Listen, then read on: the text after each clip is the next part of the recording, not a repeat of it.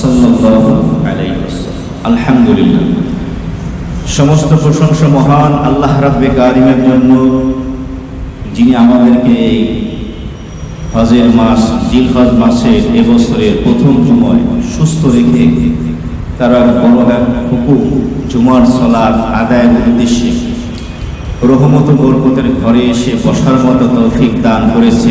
সে রব্বুল ইজ্জাতের কালিমাতুর শুকর সকলের জবান খুলে হৃদয়ের অন্তঃস্থল থেকে সমস্যারে শুকরিয়া আদায় করি। আলহামদুলিল্লাহ।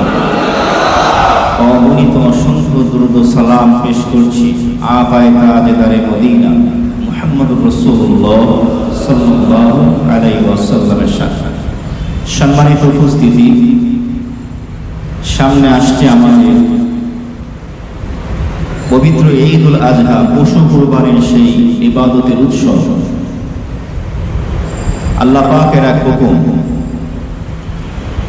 বিশ্ব মুসলিম উম্মাহ প্রতি বছর এই জিলহজ মাসে 10, 11, 12 এই 3 দিন পশু কুরবানি করে থাকে একমাত্র আল্লাহ পাকের সন্তুষ্টি অর্জনের জন্য।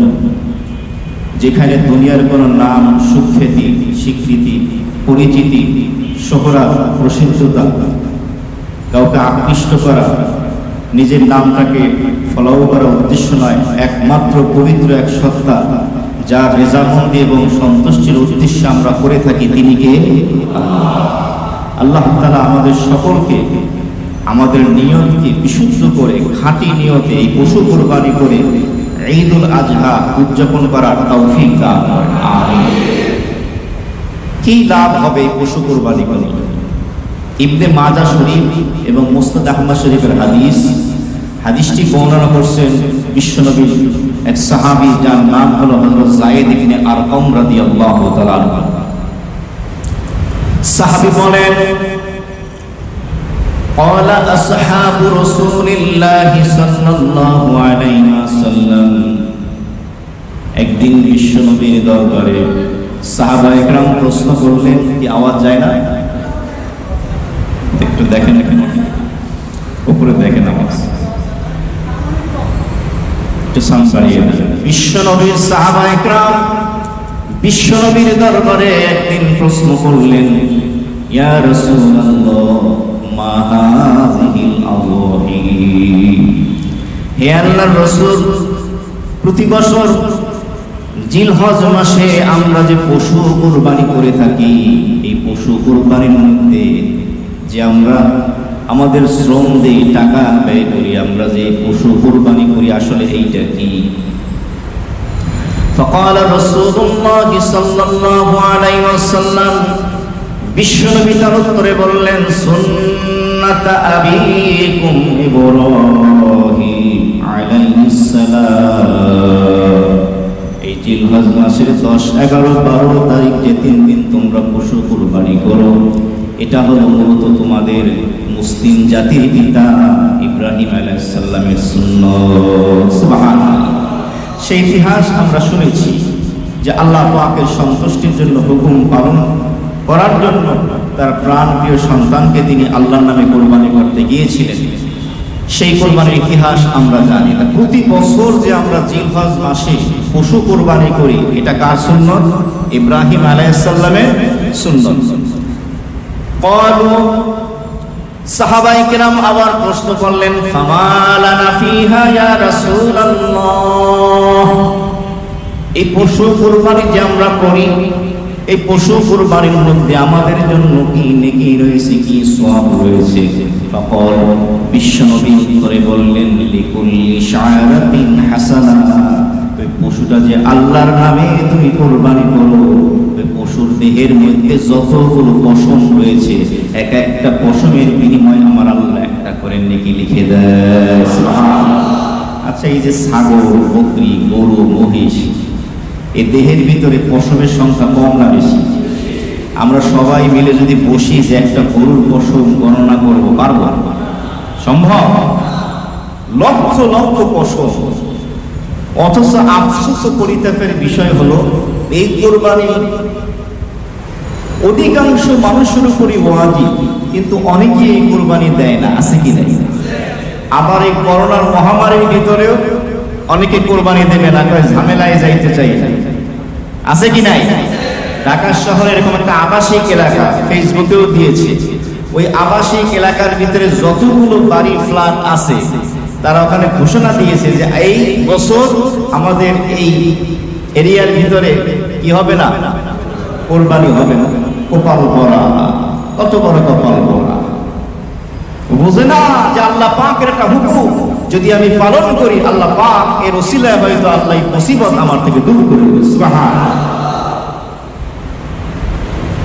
দেখেন, কোরবানি ওয়াজিব হওয়ার জন্য বেশি কিছু লাগে না, 52.5 কোটি রূপার দাম তেমন বেশি না, 30 থেকে 32,000 টাকা।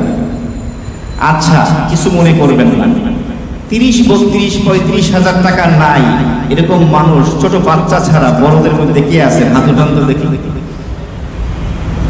30-32,000 টাকা নাই এরকম মানুষ কয়জন আছে? না বালেক, না বালেক যারা আছে দেখি হাত উঠান পারলেন, যারা কাজ করেন কয়জন আছে বলেন? আর একজন সবজি বিক্রেতা, রিক্সাওয়ালা, ভ্যানওয়ালারা খবর নিয়ে দেখেন, তোর অ্যাকাউন্টে সমিতি হোক, ব্যাংকে হোক, ঘরে রক্ষিত হোক, 30-40-50,000 টাকা থাকে কি থাকে না? এরকম অনেক মানুষ আছে যার উপরে কোরবানি ওয়াজিব, এরপরও আপনি কোরবানি দিচ্ছেন না। না, আমার টাকা কমে যাবে। এমন লোক আছে যাকাত দেয় কিন্তু কোরবানি দেয় না। কেন? মনে করেন 40,000 টাকার মালিক হলে যাকাত দিতে হবে কয় টাকা? কথা বলেন, 1,000 টাকা।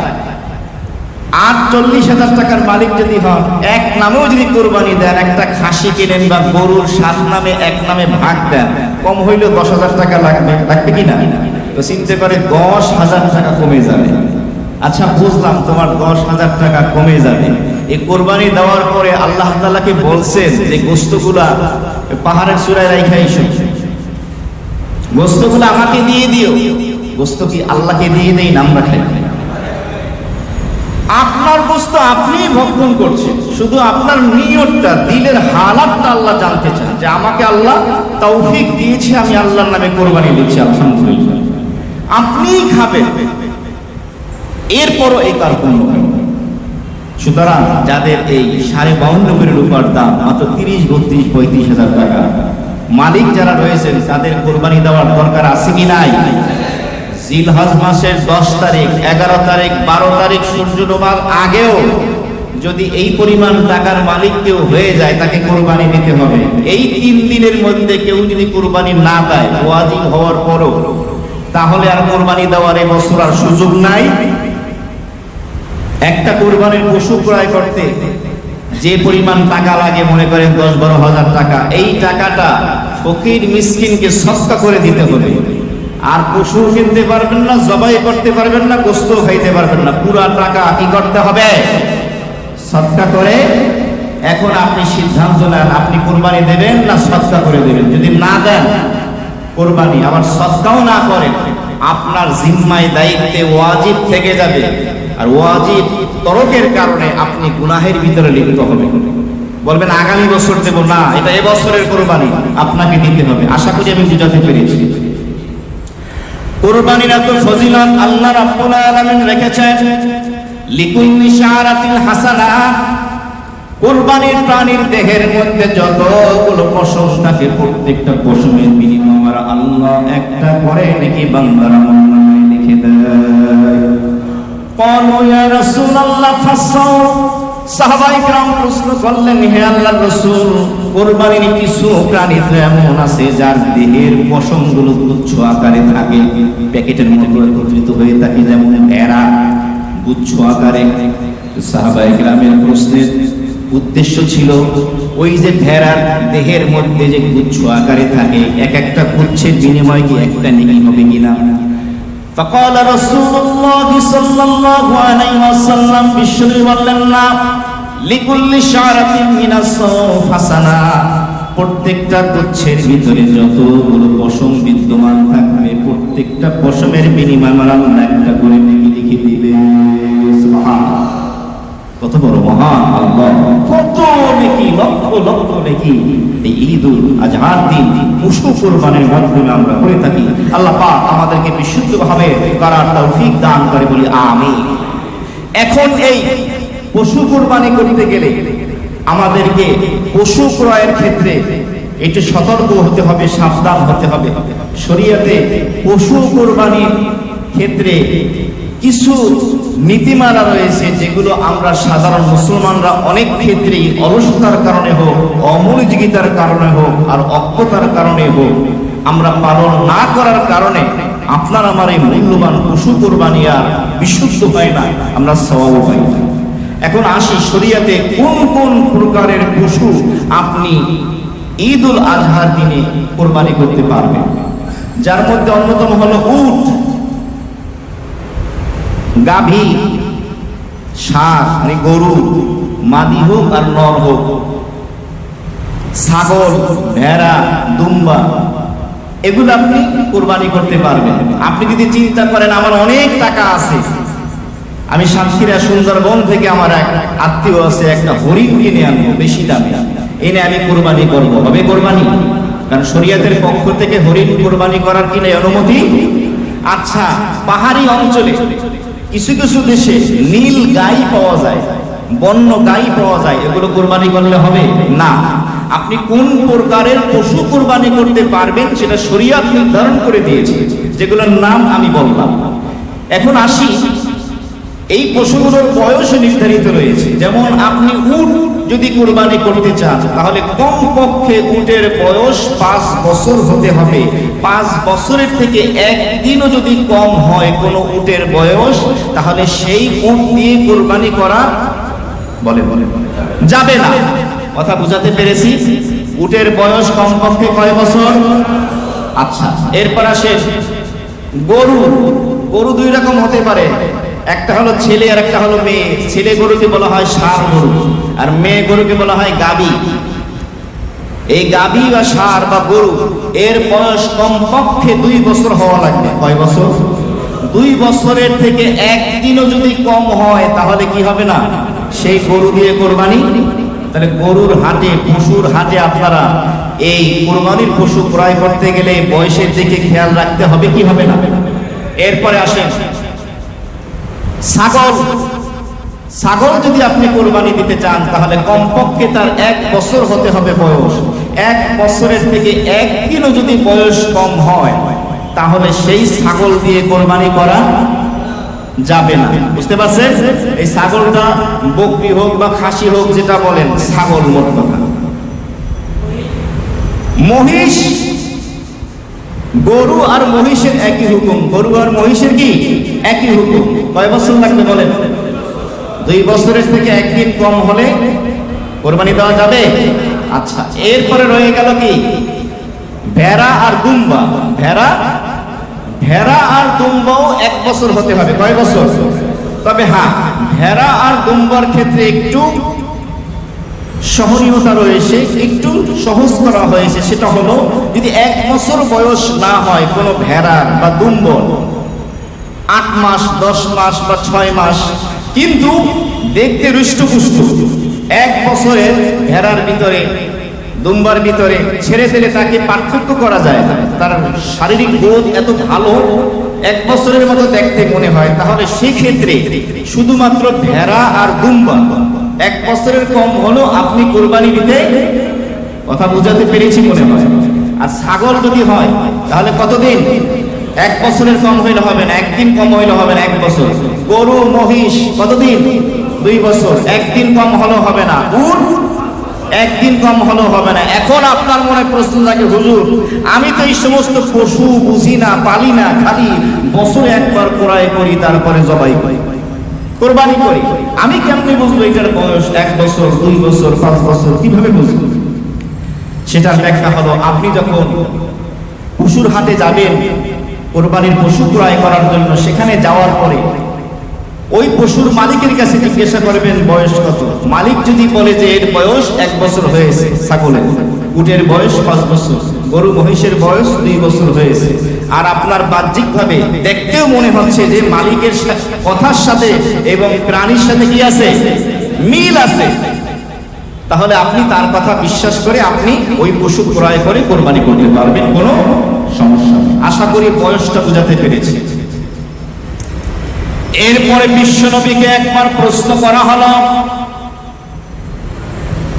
আন্না রাসূলুল্লাহ সাল্লাল্লাহু আলাইহি ওয়াসাল্লাম সুইলা মাযা ইউত্তাকা মিনাল যাহায়া।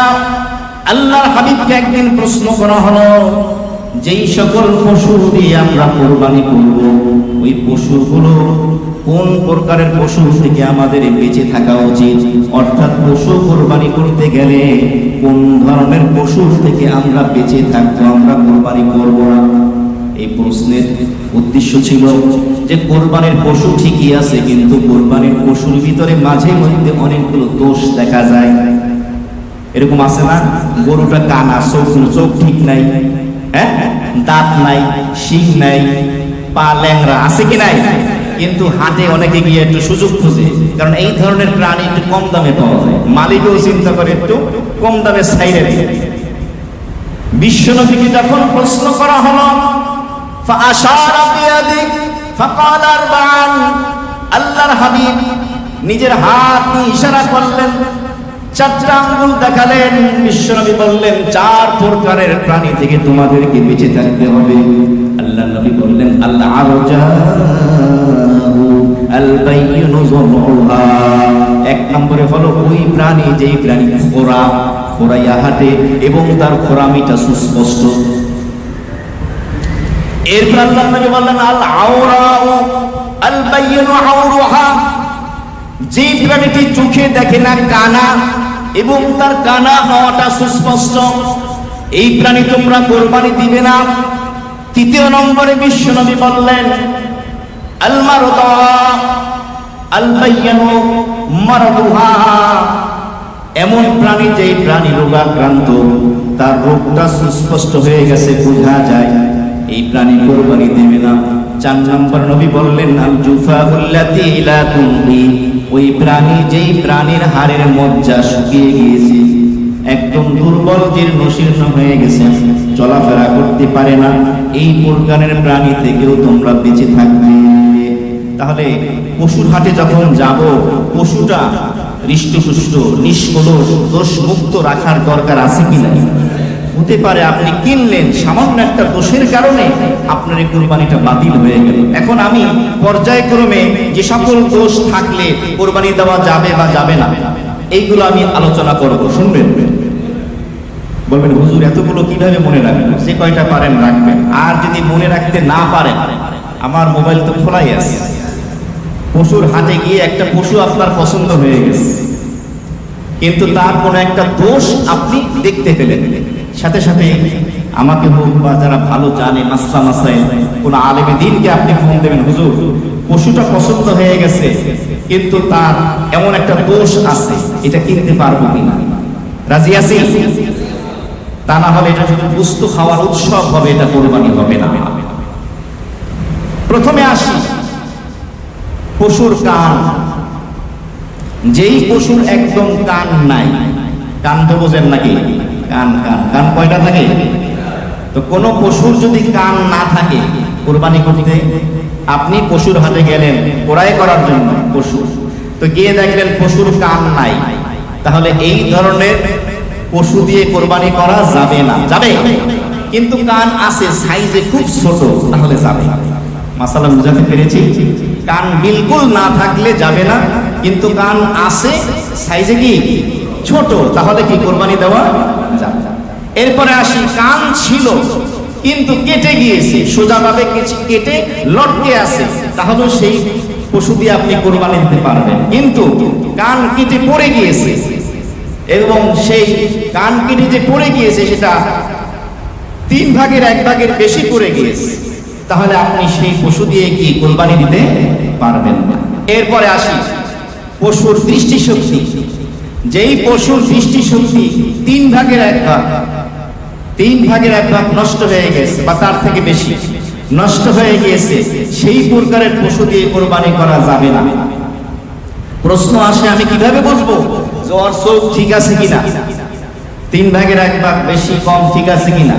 সেটার আলামত হলো ওই পশুটার ডান দিকে অথবা বাম দিকে কিছু ঘাস রাখবেন যেটা পশু খায়। রাখার পরে আপনি ওর দিকে তাকাবেন, ও কোন ঢঙে ওই ঘাসের দিকে যাচ্ছে। যদি সে ঘাসের দিকে এগোতে থাকে হা করে খাওয়ার জন্য, তাহলে বুঝতে হবে ওর দৃষ্টিশক্তি ঠিক আছে। আর যদি মনে হয় যে না, ও কোনো পরোয়াই করে না, ঘাস রাখছে না কি রাখছে, আর এমন ভাবে যাচ্ছে মনেই হয় না যে ও ঘাস দেখতে পাইছে, তাহলে এই পশু কানা, এই পশু দিয়ে কোরবানি করা বলে যাবে? কোন পশু ল্যাংড়া, একটা পাও তার ল্যাংড়া, একটা পাও দিয়ে হাঁটতেই পারে না, শুধু তিনটা পাও দিয়ে হাঁটে, একটা পা এমন অবস্থা যে ভরই দিতে পারে না, হাঁটতেই পারে না, তাহলে এই প্রকারের পশু দিয়ে কোরবানি করা যাবে না। তবে হ্যাঁ, যদি তিন পা দিয়ে চলে, চতুর্থ পাটা জমিনে রাখতে পারে এবং খড়িয়ে খড়িয়ে যায়, রাখতে পারে, যদিও খড়াইয়ে খড়াইয়ে যাচ্ছে, তাহলে সেই পশু দিয়ে কোরবানি করা যাবে। আর যদি বিলকুল ওই পাটা রাখতেই না পারে, শুধু তিন পা দিয়েই চলে, তাহলে সেই পশু দিয়ে কোরবানি করা যাবে না। এরপরে আসি দাঁত নেই, যেই প্রাণীর দাঁতই নাই, একদম কোনো দাঁতই নাই, গরু হোক, মহিষ হোক, বকরি হোক, ভেড়া হোক, দুম্বা হোক, এই প্রকারের পশু দিয়ে কোরবানি করা যাবে না। তবে হ্যাঁ, পশুর দাঁত ছিল কিন্তু পড়ে গেছে, এখন সেই পড়ে যাওয়ার পরিমাণটা বেশি না কম? যদি পড়ে যাওয়ার পরিমাণটা বেশি হয় তাহলে কোরবানি দেওয়া যাবে না। আর যদি পড়ে যাওয়ার পরিমাণটা কম হয়, বেশি আছে, তাহলে সেই পশু দিয়ে কোরবানি করা যাবে। তাহলে পশু করার সময় ওই পশুর মালিককে বলতে হবে, একটু দাঁতগুলো দেখাও, ঠিক আছে কিনা দেখি, দেখার দরকার আছে কি নাই। এই মাসালাগুলো ব্যাপকভাবে সর্বত্র কি আলোচিত হয় বলেন? আমরা সবাই জানি, অথচ কতটা জরুরি মাসালা।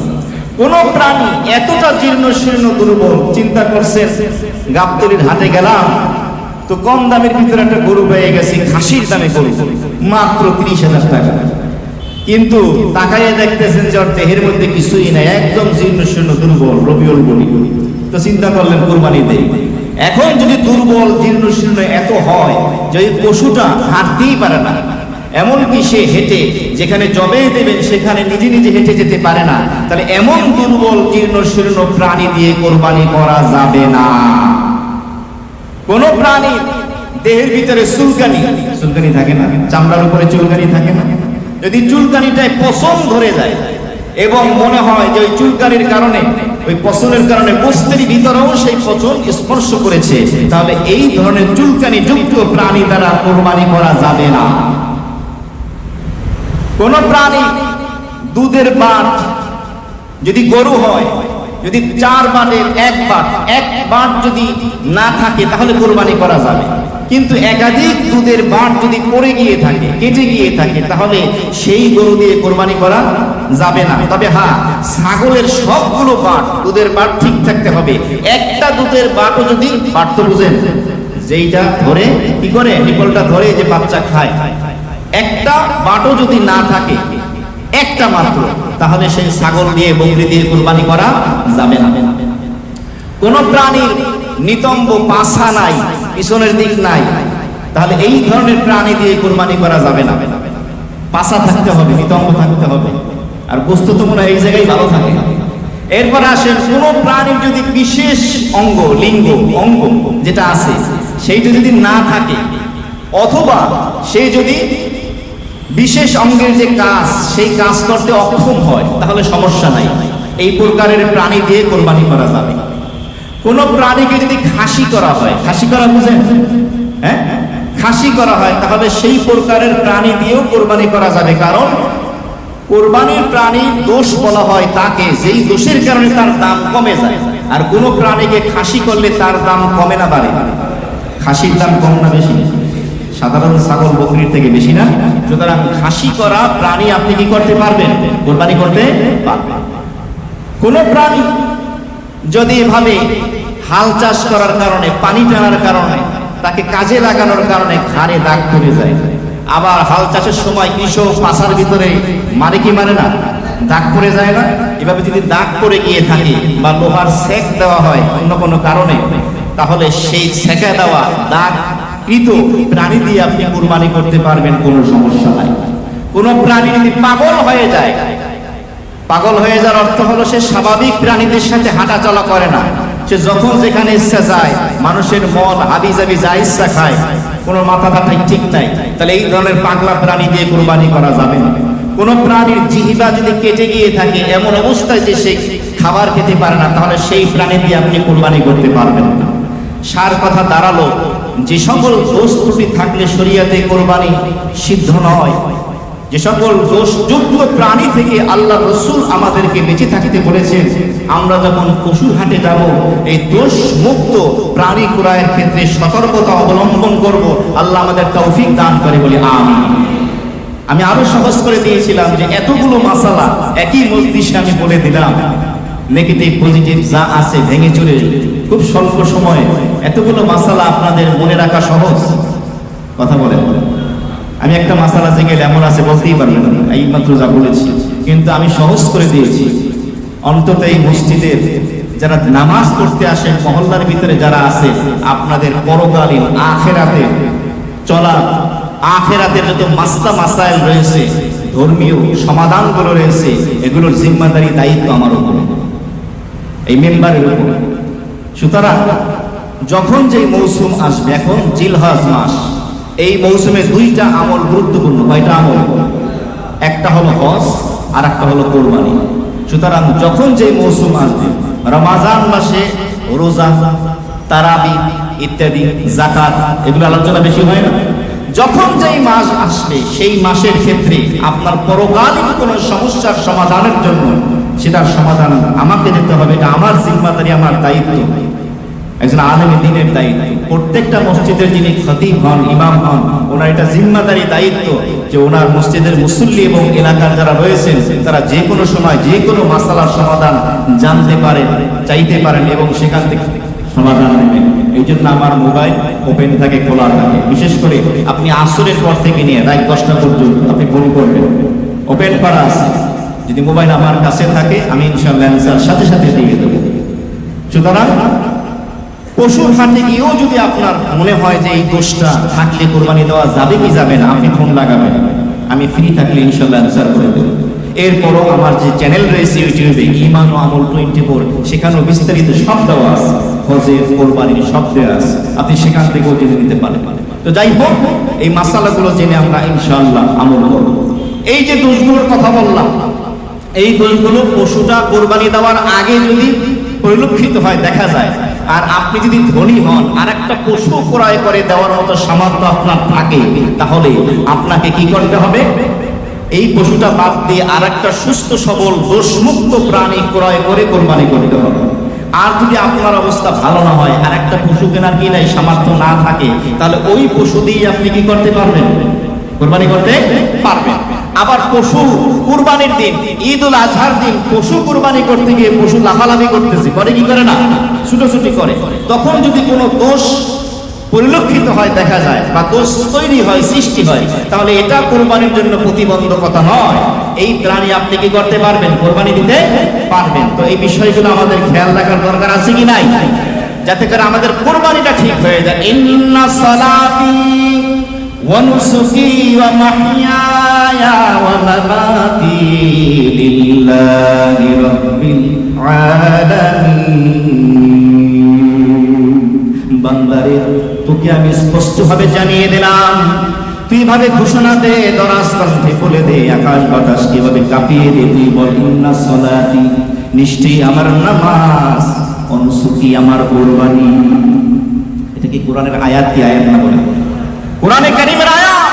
নামাজের পরে কুরবানির কথা আল্লাহ বললেন, ইন্না সালাতি, বান্দা বলো তুমি, নিশ্চয়ই আমার নামাজ, ওয়া নুসুকি, আমার কুরবানি, ওয়া মাহইয়ায়া, আমার জীবন, ওয়া মামাতি, আমার মরণ, লিল্লাহি রাব্বিল আলামিন, সকল জগতের প্রতিপালক যিনি, সমস্ত গ্রহ নক্ষত্র তারকারাজি, সমস্ত মাখলুকাত, সৃষ্টিজীবের হায়াতের মৌতের মালিক যিনি, রিজিকের মালিক যিনি, সম্মান ইজ্জতের মালিক যিনি, যার কুদরতি হাতে রয়েছে, ওই রব্বুল আলামিনের জন্য আমার নামাজ, আমার কুরবানি, আমার জীবন, আমার মরণ, সবকিছু রব্বুল আলামিন।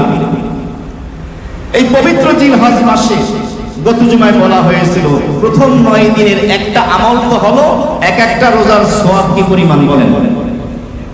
ভুলে গেছেন? 1 বছর নফল রোজার সমান। রোজা রাখতেছেন আপনারা? আরেকটা আমলের কথা বলা হয়েছিল, প্রত্যেকটা রাতের ইবাদতের মর্যাদা কি পরিমাণ? লাইলাতুল কদর। এই জিলহজ মাসের আরেকটা গুরুত্বপূর্ণ আমল হলো আরাফার দিনের রোজা। কোন দিনের রোজা? বিশ্বনবী বলেন সিয়ামু আরাফাতা আহতাসিবু আলাল্লাহ আইয়ুকাফিরা সানাতাল্লাতী ক্বাবলা ওয়াস-সানাতাল্লাতী বা'দা আও কামা ক্বালা সাল্লাল্লাহু আলাইহি ওয়াসাল্লাম। বিশ্বনবী বলেন আরাফার দিনের রোজার এত মর্যাদা, এত দাম রোজা, এই মূল্যবান রোজার মর্যাদা এত বেশি, এই রোজা যদি কোনো ব্যক্তি রাখে আমি আমার আল্লাহর কাছে আশাবাদী ওই আরাফার দিনের একটা রোজার বিনিময় আমার আল্লাহ রাব্বুল আলামিন ওই বান্দার অতীতের 1 বছরের এবং অগ্রিম ভবিষ্যতের 1 বছর মোট 2 বছরের সগীরা গুনাহগুলি আমার আল্লাহ মাফ করে দিবে। সুবহানাল্লাহ। রাখবেন আরাফার রোজা? বলেন ইনশাআল্লাহ। এখন আসি আরাফার রোজা কোন দিন, এটা নিয়ে একটু বিতর্ক আছে। আরাফার রোজা কোন দিন? কারণ এবার তো হজ করবে হাজী সাহেবরা, শুধু সৌদিতে যারা অবস্থান করছেন মক্কা মদিনায়, বহির্বিশ্ব থেকে নিষেধ। এবার আমরা চাইলেও হজে যেতে পারছি না। আচ্ছা, এছাড়াও প্রতি বছর যখন হজে সবাই যায় তখনও তো আমরা অনেকে আছি হজে যেতে পারি না, আছে কি নাই? হয়তো ফরজ হজ আদায় হয়ে গেছে, অথবা হজ ফরজ হয়নি, বা যাওয়ার সুযোগ হয়নি, বা গিয়েছি বা যাবো ভবিষ্যতে ইনশাআল্লাহ। তো এই হজে না গিয়েও আপনি হাজীদের সওয়াব অর্জন করতে পারেন। আর সেই সওয়াবটা অর্জন করার একটা সুন্দর আমল আছে, ছোট্ট একটা আমল আছে। সেই আমলের কথা আমি গত জুমায় বলে দিয়েছি, আপনাদের মনে আছে? বিশ্বনবী বলেন যেই ব্যক্তি পশু কোরবানির ইচ্ছা রাখে ঈদুল আজহার দিন, এই ব্যক্তি যেন জিলহজ মাসের চাঁদ দেখার পর থেকে নিয়ে পশু কোরবানি পর্যন্ত তার দেহের অবাঞ্ছিত লোমগুলো, পশমগুলো, চুলগুলো যেন না কাটে, হাত পায়ের নখগুলো যেন না কাটে। অন্য বর্ণনা আছে হাতের চামড়া যেন ফুটে ফুটে না উঠায়। অনেকের অভ্যাস আছে না, হাতের চামড়া উঠে গেলে পিঠে পিঠে উঠে। দেহের কোনো পশম, লোম, চুল, নখ ইত্যাদি কাটতে নিষেধ করা হয়েছে। বিশ্বনবী বলেন যদি আমলগুলো কেউ করে, হাজী সাহেবরা যেভাবে নেকি অর্জন করেছে জিলহজ মাসের 1 তারিখ থেকে নিয়ে পশু কোরবানি পর্যন্ত দেহের অবাঞ্ছিত লোমগুলো যদি সে না কাটে, তাহলে সেই আমলের এই 10 দিনের আমলের কারণে আল্লাহ তাআলা তাকে হাজী সাহেবদের সওয়াব নেকিগুলো দিয়ে দিবে। সুবহানাল্লাহ। নেকি কম না বেশি? তো যারা কাটেন নাই, জিলহজ মাস শুরু হয়েছে কি হয় নাই? গতকাল থেকে শুরু হয়ে গেছে, সুতরাং এখন আর কাটা যাবে না। যদি আপনি কাটেন গুনাহ হবে না। বাকি কেউ কেউ বলেছেন এটা কাটা হারাম, কারো কারো মত, কোন কোন স্কলারের মতে মানে কাটা যাবেই না, বাকি কারো কারো মতে না, এটা কাটা যাবে, কাটলে গুনাহ হবে না। তবে যদি কেউ 1 তারিখ থেকে ওই পশু কোরবানি পর্যন্ত না কাটে তাহলে তার জন্য এত বড় নেকি সওয়াব হয়েছে। তো আমরা যারা পশু কোরবানি দেব, আমরা যারা কাটি না এখন পর্যন্ত, এই আমলটা করতে রাজি আছি? আল্লাহ আমাদের তৌফিক দান করেন, আমিন। যে কথা বলতেছিলাম, হাজী সাহেবরা আরাফার দিনে আরাফার ময়দানে যে অবস্থান করবেন সেটা হলো জিলহজ মাসের তাদের 9 তারিখ। আমাদের কয় তারিখ? কথা বলে, আমাদের তো 8 তারিখ। আমাদের কয় তারিখ? আমাদের দেশে যখন জিলহজের 8 তারিখ, সৌদি আরবে তখন কয় তারিখ? তাহলে আরাফার দিন আপনি কোনটা ধরবেন? ওই দেশে হাজী সাহেবরা আরাফার ময়দানে অবস্থান করতেছেন ইয়মে আরাফা, সেইটা ধরবেন, নাকি তার পরের দিন আমাদের দেশে যখন 9 তারিখ হবে সেইটা ধরবেন? তো হাদিসের ভিতরে সুস্পষ্ট বলা হয় না, এই জন্য 2 পক্ষেরই মতামত রয়েছে। কেউ বলেন ওই আরাফার দিন হাজী সাহেবরা যখন আরাফার ময়দানে যায়, কেউ বলেন না, যে যেই ভূখণ্ডে বসবাস করে সেই দেশে যেদিন আরাফা মানে যেই দিন জিলহজের 9 তারিখ। 2টা মতই শক্তিশালী। এই জন্য উলামায়ে কেরামের বক্তব্য হলো যে 8 তারিখও রেখে দিন, 9 তারিখও রেখে দিন। 8 তারিখ রাখলে ওই আরাফার দিন হয়ে যাবে হাজী সাহেবদের, আর 9 তারিখ রেখে দিলে আমাদের দেশের আরাফা হয়ে যাবে। বুঝাতে পেরেছি? তবে কমপক্ষে আপনি আমাদের দেশের 9 তারিখ যেটা আমাদের দেশের 9 তারিখ মানে সৌদি আরবের পরের দিন, ও দেশে সেদিন কি হবে? ঈদুল আজহা হবে। আমাদের দেশের 9 তারিখ হবে। কমপক্ষে এই দিনের রোজাটা আমরা রাখবো। 8-9 হলে তো ভালোই হয়। আর কমপক্ষে আমরা সেই আরাফার দিনে রোজাটা রাখবো। আর সেই রোজাটা পড়তেছে আগামী শুক্রবার। কবে? কারণ এই শনিবারের পরের শনিবার কি ঈদুল আজহা। এই জন্য আরাফার দিন পড়বে আগামী শুক্রবার। তাহলে আগামী শুক্রবার যদি পড়ে, তাহলে আমরা সেহরি খাবো কি শুক্রবার না শনিবারে? মাশাআল্লাহ, বৃহস্পতিবারে। কিবারে? বৃহস্পতিবারে কে শুক্রবারে আমরা রোজা রাখবো। রাজি আছি? কত বড় নাকি! অন্য কোন আমলের ক্ষেত্রে আল্লাহ বলে নাই অগ্রিম ভবিষ্যতেরও 1 বছরের সগীরা গুনাহ মাফ হবে। আরাফার দিনের রোজা এমন অতীত এবং ভবিষ্যৎ 2 বছরের সগীরা গুনাহ আল্লাহ মাফ করে দেবে। সুবহানাল্লাহ। আমার ভাইরা, এই জন্য এই পবিত্র ঈদুল আজহা আসতে যাচ্ছে। এই ক্ষেত্রে আমাদেরকে সতর্কতা অবলম্বন করতে হবে, আমাদেরকে নিয়তটা বিশুদ্ধ করতে হবে। অনলাইনে যারা বড় ক্রয় করছেন, সেখানে কিন্তু লাইভ দেখিয়ে দেওয়া হচ্ছে ভিডিও, যে এই পশুটার সাইজ এমন, এই পশুটার ভিতরে এত পরিমাণ এত মন বস্তু আছে, সুতরাং তার দাম হবে এরকম। দেখায় কি দেখায় না? আবার অনলাইনের ভিতরে পশুর ছবি দিয়ে লিখে দেয় এত মন এত টাকা, আছে কি নাই? এখন আপনি যদি নিয়ত করেন যে এইটার মন 6 মন হয়েছে, তো দাম চেয়েছে 80,000 টাকা বা 1 লক্ষ টাকা, তো এটা জবাই করার পরে চামড়া হাড্ডি মাড্ডি ফালানোর পরে বস্তু টিকবে কয় মন? 3 মন না 3.5 মন? কয় মন টিকবে? তো একটু ক্যালকুলেটর মেশিন নিয়ে চাপাচাপি করি, বস্তুর কেজি কত পড়ে গেল, তাহলে এই কোরবানি হবে না। তবে হ্যাঁ, যদি আপনার উদ্দেশ্য থাকে যে পশুটি আমাকে দেখানো হলো অনলাইনে, আমি ক্রয় করতে চাই, বা নিজেই হাটে গিয়ে দেখলেন, দেখার পরে আপনি চিন্তা করলেন ওই পশুর মালিক যে দাম হাঁকাচ্ছে, ওই দামের সাথে পশুটার সাথে যায় কি যায়? এটা জায়েজ আছে। কথা বোঝেন নাই? এটা জায়েজ আছে। কারণ একটা পশু কিনতে যাবেন, দাম চাইলো 1.5 লাখ টাকা, 2 লাখ টাকা, দাম চাইলে 1 লক্ষ টাকা, কিন্তু সেই পশুটার বাজার দাম হয় 70,000 80,000 টাকা। আপনি সেটা দেখবেন ভালো করে, যেটার শরীরের ভিতরে কি পরিমাণ বস্তু আছে বা কি, এইটা যাচাই বাছাই, দাম যাচাই বাছাই করার জন্য যদি আপনি এভাবে দেখেন, তাহলে এটা দূষণীয় নয়। কিন্তু পশুর গোস্ত কি পরিমাণ পাবো, কেজি কয় টাকা পড়লো, এটা করা যাবে।